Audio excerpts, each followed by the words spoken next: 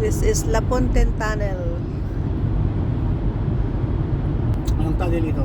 La Ponten Tunnel.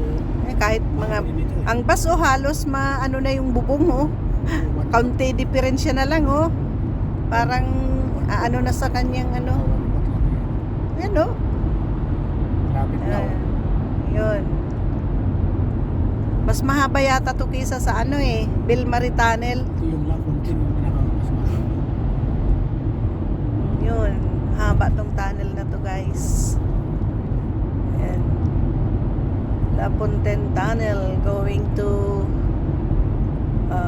east side of Montreal.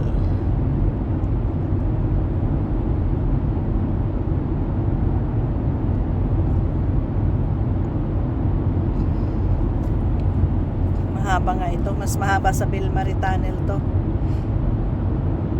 At least inayos na nila, 'di ba? I-cleanose nila to noon. Ano din yung mga traffic dito last time kasi cleanose nila. Ngayon inayos na nila, repaired na yung left to right.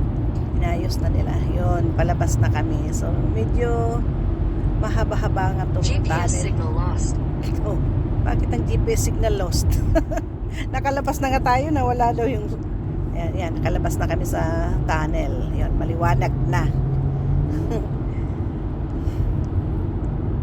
Yun. Pero mainit na siya, pero cloudy pa rin. In 500 meters, take the exit on the left toward Route Transcanadian.